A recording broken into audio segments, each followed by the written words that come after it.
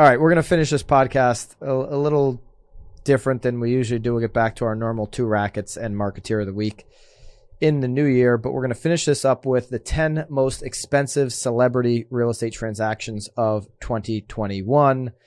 So we'll start the list with a Connecticut sale.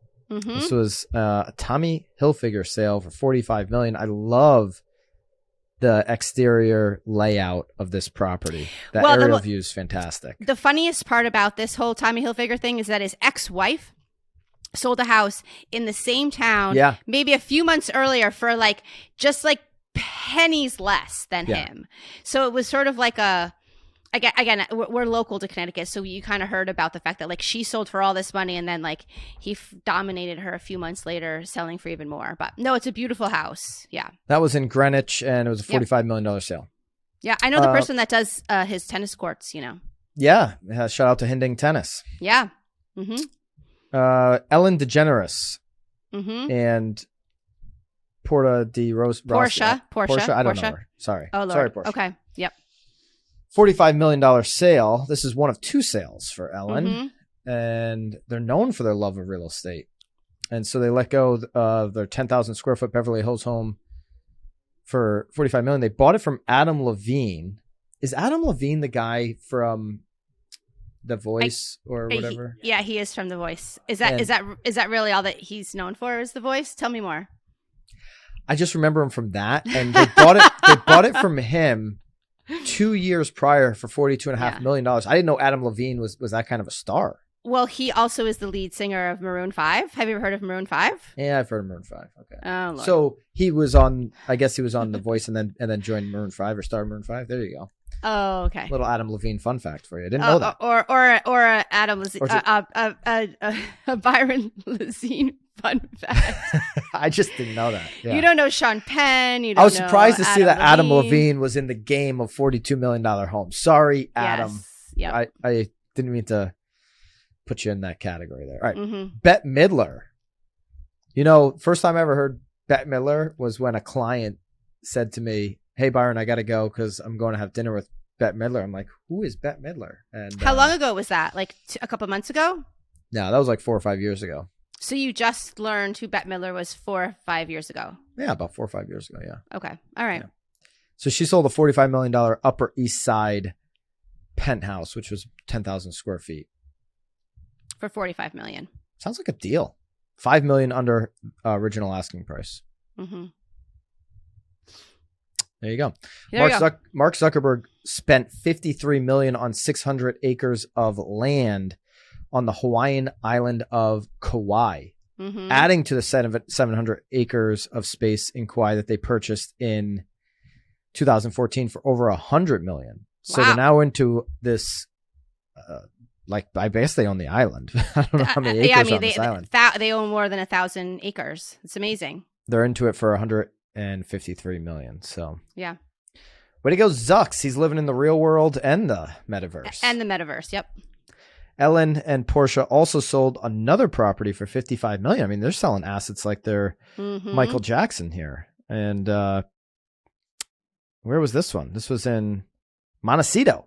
Yep. 9,000 square feet. Mm-hmm. I mean, they're making a profit here. I mean, they bought it just the year prior for 49, and then they sold it for 55. I mean, not a horrible. That's $6 million. I'll take it. And they made $2.5 million on the other one, unless they put money into that one. I don't know, but I don't know. They're flipping in the big leagues, Nicole. Mm-hmm. Maybe we'll get there someday. One day we will, of course. Mm-hmm. Kanye West. I saw this one. I don't know if you saw this property. It was, it's in Malibu that he bought, designed by, I hope I don't butcher the name here, Tadeo Ando. Okay. And famous architect. Bought it for $57.3 million. We'll have to put pictures of this. And it's only 3,600 square feet. Well, it's right on the water in Malibu. You've been in Malibu Beach. Of course, it's right on the beach. Yep. And it's just concrete and glass. I mean, this is for the fan of the extreme minimalist is right, because it's a unique property. I like that style, but for $57 million. For $57 million, it's a crazy purchase. It's nothing. Like, extremely fancy about it. So it's an interesting property. Scooter Braun, pop star manager Scooter Braun, bought a Brentwood record in September for $65 million. It's a farmhouse, 19,000 square feet. Scooter Braun is the one that screwed over Taylor Swift, right? I don't know the answer to that. Yes. I don't know who's. So there's something I know. He bought her rights.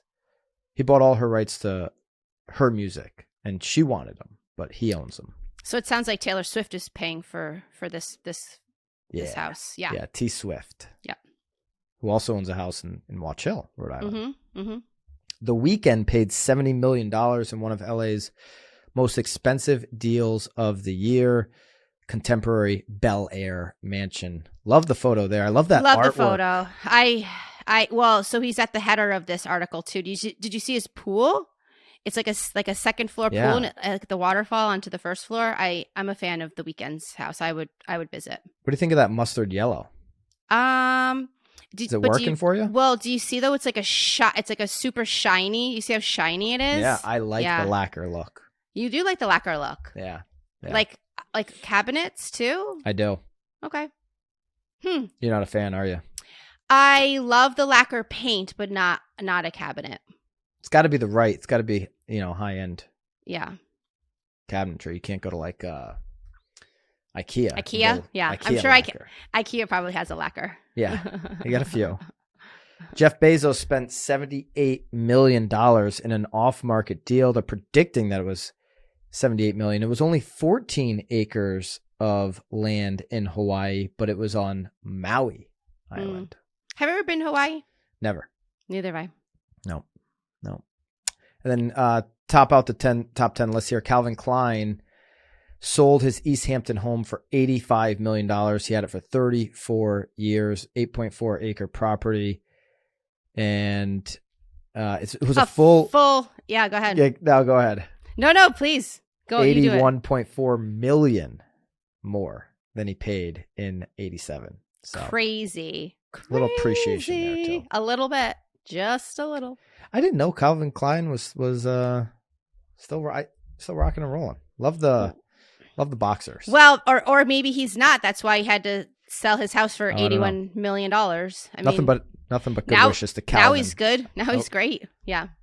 All right, there you go. So tell us what in the comments what your most expensive sale was of the year. Love to hear from you in your market. What was your most expensive sale? That's fun. That's a fun one. We can celebrate you.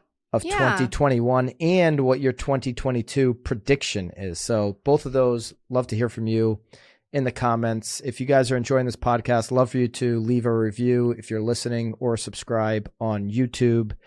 Have a incredible new year. You as well, Nicole. Yeah, you have a wonderful new year. Do you have your resolution? You got a resolution? Well, you're kind of following the Brad theme, at least a sober month. You're doing dry January. I am doing dry January. We'll see where it leads. It's funny. I swear I get the same meme every day from everybody about, I'll have to pull it up. I got this. I already got it 3 times this morning. I think I got it 5 times yesterday. And it says, I'm giving up drinking for a month. Sorry, that came out wrong. I am giving up drinking for a month, but I am giving up drinking for the month of the month of January. Sorry. So I won't invite you to dinner next week when I'm up there. No, we can go to, I want to, so that's where I'm having the hardest time because I feel like suddenly I will have no life. And that's no friends. That's my fear here. Like you don't have to be afraid of me. You can still invite me out. I'm hopeful that I'm still a good time sober. But we'll see how it all goes. But no, you can invite me to dinner. Don't skip you on the dinner invite. You could invite me to happy hour my I'll sip on my happy seltzer. Hour and dinner are the same thing. I like an early dinner. So. Yeah. But I'm excited about it. We'll see where it takes me. I think we have probably 8 or so people on the team that are following suit. So we'll see what happens. I love it. It's great. I love it too. It's a great thing. Yeah. All right. Happy New Year, guys. We'll see you Happy New Year. next year when we come back. Keep it real. See you guys. Hey guys, if you enjoyed this short clip from The Real Word, click here for another one. Or if you like the full episode, click here.